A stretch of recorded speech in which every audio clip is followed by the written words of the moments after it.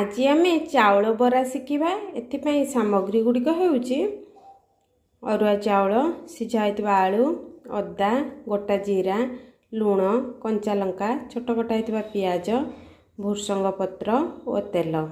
तेबे चलतु चाउल बरा प्रस्तुत करनेबा। प्रथमे ग्राइंडर जार रे चाउल नेबा सिझा होता आलू देदेबा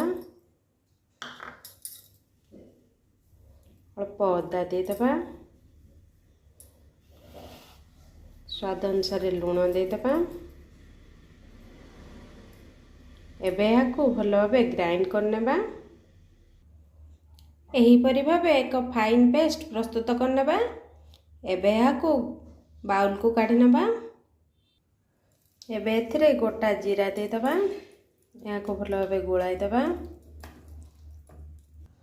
छोट कटा होता पियाज देदेबा कंचा लंका देदेबा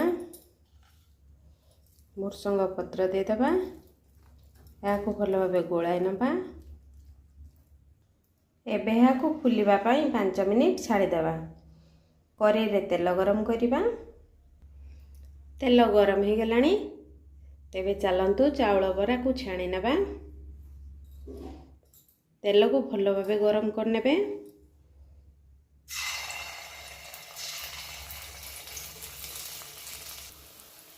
एहीपरि भाबे गोल गोल करी चाउल बरा को छाणी नेबा।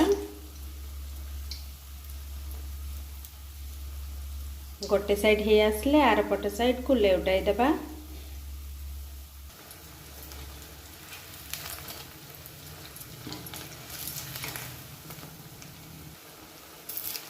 देखंतु दुई साइड गोल्डन ब्राउन कलर ही आसलानी।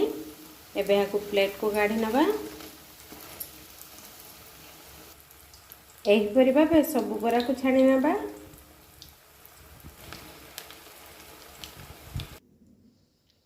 एबे हमर प्रस्तुत हो गला चाउल बरा।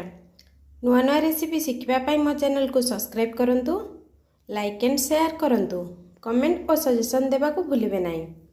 Thank you.